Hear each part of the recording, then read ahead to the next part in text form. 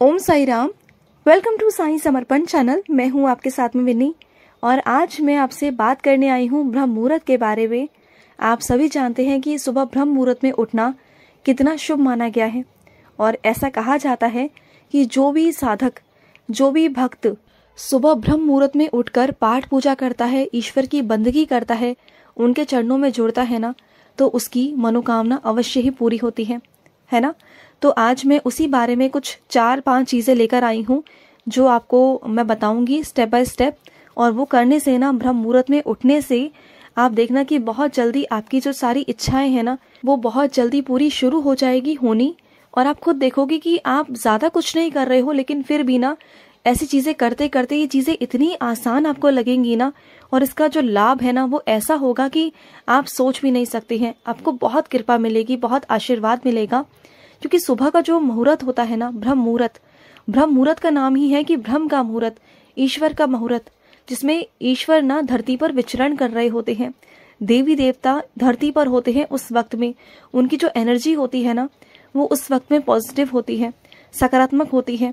और उस वक्त में अगर आप कुछ मांग रहे हैं, कुछ कर रहे हैं ना, तो आपको बिना दिए वो जाते नहीं, कभी नहीं जाते। तो मैं कुछ चीज़ें ऐसी हैं जो आपको बताने वाली हूँ कि वो आप करो और आपके जीवन में इतना सुधार होगा ना। आपके जीवन में बहुत सारी चीज़ें ऐसी हैं जो आपकी इच्छाएं भी पूरी होंगी और आपके कष्ट और परेशानियां भी दूर होंगी, आपके रोग भी मिट जाएंगे। आप ना इन कामों को ना 21 दिन करके देखो, आपकी इच्छा पूरी डेफिनेटली होगी। बस आप ना किसी भी वहम में या शक में मत जाना, अविश्वास आपके अंदर पैदा नहीं होना चाहिए। आप जो भी करो, जैसा भी करो, पूरे विश्वास के साथ में करो कि ईश्वर हैं और ईश्वर आपकी सुन रहे हैं। आप जो भी चाह रहे हो ना, जो कुछ भी, चाहे आप भौतिक सुख चाहते हो, चाहे आप आध्यात्मिक सुख चाहते हो ना, अगर आप सुबह ब्रह्म मुहूर्त में उठ रहे हो ना, तो आपके सारे सुखों की प्राप्ति होगी। चाहे आप नौकरी ढूंढ रहे हो, चाहे आप शादी चाहते हो, चाहे आप धन चाहते हो, सुख समृद्धि चाहते हो, या आपका प्रेम छूट गया है उसे आप चाहते हो, या जो भी, जिसका भी मन बदलना आप चाहते हो, या फिर आप चाहते हो कि आपकी ज़िंदगी में जो भी रोग है, परेशानियां हैं, कष्ट हैं, कर्जे हैं, वो सब चुक जाएं, सब परेशानियां दूर हो जाए ना, तो वो भी सब हो जाएगा और इतनी आसानी से हो जाएगा ना। क्योंकि ब्रह्म मुहूर्त को ना ब्रह्मास्त्र कहा जाता है, ब्रह्मास्त्र कार्य कहा जाता है। क्योंकि इस मुहूर्त में जो भी पाठ पूजा करता है, ईश्वर की बंदगी करता है ना, तो उसे कोई काट नहीं सकता। ईश्वर को देना ही पड़ता है। ईश्वर विवश हो जाते हैं अपने बच्चे को उस वक्त देने के लिए। आप कभी ध्यान देना, अगर आप शास्त्रों में जाएंगे तो जितने भी आपके बड़े बुजुर्ग थे, या फिर कोई गुरुजन थे, या फिर कोई संत महात्मा थे, वो सुबह उठकर ही ब्रह्म मुहूर्त में पाठ पूजा किया करते थे। और तब जाकर उनके पास में वो शक्तियां थी, वो ताकत थी, वो हिम्मत थी, वो ज्ञान था। क्योंकि वो शांति के माहौल में जो पाठ पूजा करता है ना, जो सुबह ब्रह्म मुहूर्त में पाठ पूजा करता है ना, तब जाके वो चीज़ें बहुत जल्दी लाभकारी हो ही जाती हैं। और आप पूछोगे कि ब्रह्म मुहूर्त सुबह कितने बजे से कितने बजे तक होता है, तो ब्रह्म मुहूर्त होता है सुबह 3 बजे से लेकर 5 बजे तक के बीच में। जो इस वक्त में उठकर पाठ पूजा करता है एकांत में होकर, आप कभी नोटिस करना कि दुनिया में इतने सारे लोग हैं, सब पर ईश्वर की कृपा क्यों नहीं हो रही? सिर्फ जो ब्रह्म मुहूर्त में उठ रहे हैं उन पर क्यों हो रही है? क्योंकि ईश्वर जब विचरण करते हैं ना, धरती पर आते हैं ना, तो वो देखते हैं कि कौन कौन सा मेरा बच्चा जगा हुआ है, कौन मेरी बंदगी कर रहा है, कौन मेरी आराधना कर रहा है, किसके दरवाजे खुले हुए हैं, और कौन मुझे बुला रहा है, कौन मेरी स्वागत कर रहा है। आप देखो ना, अगर आप कहीं जाते हो और आपको कोई बहुत प्यार से दरवाज़ा खोलकर स्वागत कर रहा है, तो आप वहाँ जाना पसंद करोगे, या फिर जिसके दरवाजे बंद हैं उसे आप खटकाना पसंद करोगे? मुझे लगता है कि आप खटकाओगे तो नहीं ना। जहाँ तक मुझे लगता है कि जो दरवाजे खुले होंगे, जहाँ आपको प्यार से, सम्मान से बुलाया जा रहा होगा, सबसे पहले आप वहाँ जाओगे ना। तो ऐसे ही ईश्वर का भी होता है कि जो भक्त उन्हें दिल से बुला रहा होता है ना, जिस वक्त में वो धरती पर विचरण कर रहे होते हैं, तो सबसे पहले वो उनके घर में प्रवेश करते हैं, वहाँ जाते हैं वो। तो चलो, बातों पर अगर मैं वक्त ज़ायर ना करके, जो मेन टॉपिक है, जो 4 चीज़ें हैं जो आपको करनी है, उस पर मैं आती हूँ कि कैसे कैसे और आपको क्या क्या करना है। ठीक है, तो सुबह ब्रह्म मुहूर्त में सबसे पहले आपको उठना है, आपको जागना है, और जागते ही बिस्तर पर ही ना सुबह सुबह उनका नाम लेना है, ईश्वर का नाम लेना है, अपने इष्ट का नाम लेना है, उन्हें धन्यवाद देना है कि हे ईश्वर, जो ये सुबह देखी ना मैंने, जो ये सुबह की किरण देखी है ना, ये आपकी कृपा से है, इसके लिए बहुत बहुत शुक्रिया। और आपने मुझे ठीक ठाक उठाया, मैं बिल्कुल सही हूँ। और दोनों हाथों को जोड़ करना ईश्वर को नमन करना है और उसी हाथों को ना अपने चेहरे पर और अपने पूरे शरीर पर फेरना है, क्योंकि ईश्वर ना हर जगह मौजूद है, उनसे कभी कुछ छुपा नहीं है। वो सब कुछ देखते हैं, हमारे पाप, हमारे कर्म, अच्छे कर्म, बुरे कर्म, अच्छाई बुराई हमारी, वो सब देख रहे होते हैं। तो सबसे पहले उठकर अगर हम ईश्वर का ही बिस्तर पर बैठे बैठे ही नाम स्मरण करेंगे ना, आप उठने से पहले 5 मिनट उनका नाम स्मरण करो, हाथ जोड़कर उनका नाम स्मरण करो, उसके बाद अपने चेहरे पर, अपने पूरे शरीर पर लगाओ, ठीक है। उसके बाद उन्हें धन्यवाद देना है आपको। और उठने से पहले ही अगर आप साईं के बच्चे हो तो सबसे पहले उठते ही अपने माथे पर उदी का तिलक लगाना है। आपने उदी का तिलक लगाओ और उसके बाद ही नीचे आप कदम रखोगे। और नीचे कदम रखने से पहले जो धरती माँ है ना, उनको भी आप माथा टेकोगे, हाथ से टच करके अपने शरीर पर लगाओगे, क्योंकि वो धरती माँ है। उस धरती माँ ने आपको स्थान दिया है, जगह दी है। और उसके बाद आपने क्या करना है, दूसरे नंबर पे बात है स्नान करने की। फिर आपने सबसे पहले जाके स्नान करना है। और जो लोग परेशान हैं, जो लोग रोगी हैं, जिनका शरीर सही नहीं है, कष्ट में है, वो हाथ मुंह भी धो सकते हैं। और जो स्नान कर सकते हैं वो सबसे पहले जाकर स्नान करेंगे। और स्नान करने के बाद वो ईश्वर की बंदगी में बैठ जाएंगे, आराधना करने बैठ जाएंगे। अगर आप साईं सा चरित्र पढ़ना चाहते हैं तो साईं सा चरित्र पढ़िए। आप काकड़ आरती करना चाहते हो तो काकड़ आरती करिए। आप साईं चालीसा पढ़ सकते हैं, साईं बावनी पढ़ सकते हैं, आप साईं गायत्री मंत्र कर सकते हैं। आपको जो भी करना है ना, जिस पर भी आपका पूरा विश्वास है, जिस मंत्र पर आपका पूरा विश्वास है, आप बैठ जाइए बाबा के सामने आसन बिछाकर जमीन पर। उस आसन पर बैठ के आप ईश्वर का नाम जाप करिए। और ये बात ध्यान रखना कि जब भी आप पाठ पूजा कर रहे हो ना, तो किसी के लिए भी कोई गलत भावना, विशेषकर सुबह जब आप ईश्वर की पाठ पूजा कर रहे हो, तो आपके मन में आना ही नहीं चाहिए कि उसने ऐसा किया वैसा किया, कुछ भी नहीं आना चाहिए। उस वक्त आप और ईश्वर, उस वक्त कोई भी नहीं होना चाहिए, कोई नकारात्मक विचार नहीं, कोई चिंता नहीं, कुछ नहीं। उस वक्त आपको चिंता नहीं, चिंतन करना है। तो आपको चिंतन करना है ईश्वर का। उस वक्त में ईश्वर को बुलाना है आपको। आपने ईश्वर को बहुत दिल से बुलाना है, प्यार से बुलाना है। और फिर देखना कि ईश्वर की कृपा ऐसी होगी ना आपके ऊपर, आप चाहे आधा घंटा पाठ पूजा करो या 1 घंटा करो, सुबह के वक्त में एकांत के माहौल में, आप देखना कि आपका मन इतना प्रसन्न हो जाएगा ना, इतना खुश हो जाएगा ना, कि पूरा दिन आपका ऐसे निकलेगा कि जैसे बहुत फुर्ती से। और ऐसे काम होंगे ना चुटकियों में, जहां भी विघ्न आने वाले होंगे, होंगे ही नहीं, विघ्न आएंगे ही नहीं। अगर आएंगे भी तो आपको इतना परेशान या इतना दुखी करके नहीं जाएंगे। चीजें ऐसी आसान हो जाएंगी ना कि आपको खुद लगेगा कि हाँ, चीजें हो रही हैं आपकी जिंदगी में। आप 21 दिन करके देखो, 21 दिन के अंदर ही अंदर ना आपको बहुत सारी चीजें पॉजिटिव नजर आएंगी, बहुत आपको अच्छा महसूस होगा।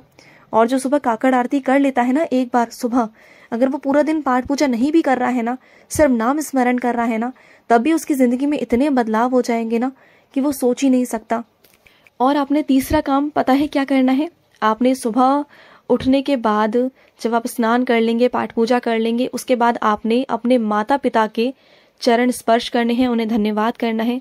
क्योंकि जिस घर में माता पिता का सम्मान नहीं होता ना, जिस घर में माता पिता का आदर नहीं होता ना, उस घर में ईश्वर आ ही नहीं सकते।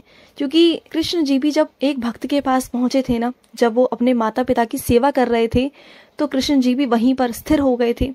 उन्होंने उन्हें डिस्टर्ब नहीं किया था, क्योंकि वो अपने माता पिता की सेवा कर रहे थे।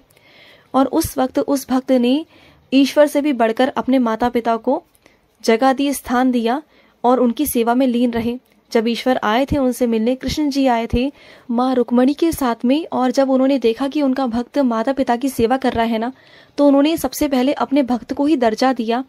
और उसके बाद वो वहीं उनका इंतजार करते करते, ईश्वर भी उनका इंतजार कर रहे थे, क्योंकि वो भक्त अपने माता पिता की सेवा कर रहे थे। तो सोचो, जब ईश्वर उनके इंतजार में वहीं स्तंभ हो गए, अपने भक्त को अपने माता पिता की सेवा करने दिया, वो नाराज नहीं हुए, बल्कि वो प्रसन्न हुए कि मेरा भक्त अपने माता पिता की सेवा कर रहा है। और वो प्रसन्न होकर वहीं पर विराजित हो गए, वहीं पर उसी जगह पर, उसी ईंट पर। कृष्ण जी रुक्मणी के साथ में आज भी वहीं उसी जगह विराजित हैं, अपने भक्त का इंतजार करते हुए। तो माता पिता को ईश्वर ने बहुत महत्व दिया है, तो आपको अपने माता पिता के भी चरण स्पर्श करने चाहिए। और चौथी चीज, जब आप सुबह पाठ पूजा करने बैठते हैं, ब्रह्म मुहूर्त में पाठ पूजा करने बैठते हैं ना, तो अपने घर के द्वार को, अपने घर की खिड़कियों को खोल देना चाहिए। क्योंकि उस वक्त ना ईश्वर धरती पर विचरण कर रहे होते हैं, धरती पर होते हैं।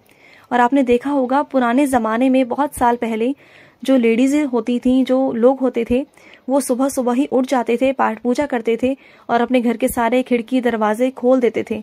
और उस वक्त में ना ईश्वर आते हैं, नीचे धरती पर आते हैं, विचरण कर रहे होते हैं और वो ईश्वर से प्रार्थना करते हैं कि हे ईश्वर, हमारे घर में भी चरण डालो। तो जिसका सुबह सुबह दरवाज़ा खुला होगा ना, जो ब्रह्म मुहूर्त में अपने दरवाजे खोलकर ईश्वर को स्वागत कर कर बुलाता है ना, तो ईश्वर को तो उनके घर में जाना ही पड़ता है। क्योंकि ईश्वर देखते हैं नीचे आकर, धरती पर आकर कि मेरा कौन सा बच्चा मुझे याद कर रहा है, कौन सा बच्चा मुझे स्मरण कर रहा है। तो आप सोचो ना, जो बुलाएगा तो ईश्वर सबसे पहले उसके पास जाएंगे ना, उसके द्वार पर जाएंगे ना, या फिर जो सो रहा होगा उसके पास जाएंगे। सोचो आप खुद कि भगवान जाएंगे तो किसके पास जाएंगे। अगर आप होगे तो आप किसके पास जाना पसंद करोगे, जो आपको बुला रहा है उसके पास, या फिर जो आपको नहीं बुला रहा है वो अपनी ही जिंदगी में मगन है, तो किसके पास जाना पसंद करोगे। जो बुलाएगा उसी के पास ना। तो ऐसे ही ईश्वर भी अपने उन्हीं बच्चों के पास में पहुंचते हैं जो उन्हें याद कर रहा होता है, स्मरण करता है। और ईश्वर के साथ साथ माँ लक्ष्मी भी प्रवेश करती है, माँ लक्ष्मी भी आती हैं। आप कहते हो ना कि धन का आ नहीं रहा, धन नहीं हो रहा, घर में बरकत नहीं हो रही, तो फिर घर में बरकत भी होनी शुरू हो जाती है। धन लक्ष्मी का भी आवास तुम्हारे घर में होना शुरू हो जाता है। जब सुबह सुबह ब्रह्म मुहूर्त में हम पाठ पूजा करते हैं ना, तो माँ लक्ष्मी भी प्रवेश करती हैं। आइए जानते हैं 5वें टॉपिक के बारे में। 5वां टॉपिक ये है कि जो कुल देवी देवता होते हैं ना, जो भी आपके कुल देवी देवता हैं, आपके घर के बड़े बुजुर्ग हैं, जो बड़े बूढ़े थे, या फिर जो भी आपके कुल देवी देवता हैं, अगर आप उनकी पाठ पूजा नहीं कर रहे हैं सही समय से, या फिर बहुत सालों से या बहुत दिनों से आपने उनकी पाठ पूजा नहीं की है, अगर वो रुष्ट हैं तो उन्हें मनाना आपका काम है। अगर आपके घर में सब कुछ सही चल रहा है और अगर आप उनकी पाठ पूजा नहीं कर रहे हो ना, तो बहुत सारे विघ्न, बहुत सारी परेशानियां, रोग, कष्टों का आपको सामना करना पड़ सकता है। तो आप उनको प्रसन्न करिए, क्योंकि वो आपसे जुड़े हुए हैं, वो आपके ईष्ट हैं, वो आपके कुल देवी देवता हैं। उन्हीं के कारण आपके घर में प्रसन्नता, खुशियां आती हैं। तो अगर आप उन्हें ही भूल जाओगे तो कैसे चलेगा। तो सबसे पहले उन कुल देवी देवताओं को पूजन शुरू करो, समय समय पर उनके पाठ पूजा करवाओ। जैसे भी आपके घर में परंपरा है, जिस भी कुल देवी देवता को आप मानते हो, उनकी पाठ पूजा करो, सही समय से करो। और जो भी आपके घर के बड़े बूढ़े हैं, बुजुर्ग हैं, उनकी भी पाठ पूजा करो, क्योंकि वो आपकी जड़ है, क्योंकि वो आप वहाँ से आए हो, उस जगह से आप जुड़े हुए हो, जिससे आपका तार जुड़ा हुआ है। या आपके बड़े बुजुर्ग हो या फिर आपके कुल देवी देवता हो, जब तक वो प्रसन्न नहीं रहेंगे, उनका आशीर्वाद आप पर नहीं रहेगा ना, तो आप चाहे कुछ भी कर लो, कितनी भी पाठ पूजा कर लो, आपके घर में कुछ अच्छा नहीं होगा। अगर आप सच में चाहते हो कि आपके घर में बरकत हो, सुख शांति हो, सुख समृद्धि हो, सब कुछ अच्छे से हो जाए, तो आपको बड़े बुजुर्गों को, आपके घर के बड़े बूढ़ों को और कुल देवी देवताओं का पाठ पूजा सही समय से करना होगा। जो भी उनका दान निकालना है सही समय से निकालो, जो भी उनका है, जो भी आपके घर की परंपरा है, जो भी रीति रिवाज है, उस हिसाब से आप करो।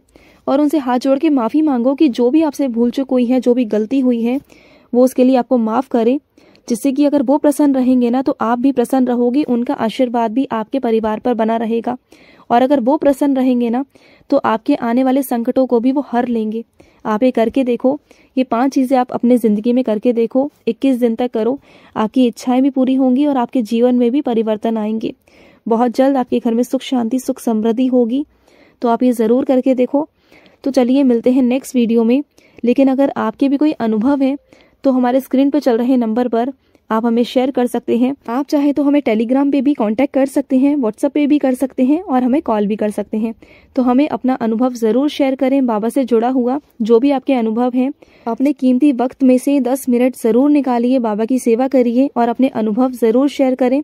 तो चलिए मिलते हैं नेक्स्ट वीडियो में। तब तक के लिए ओम साई राम, जय साई राम।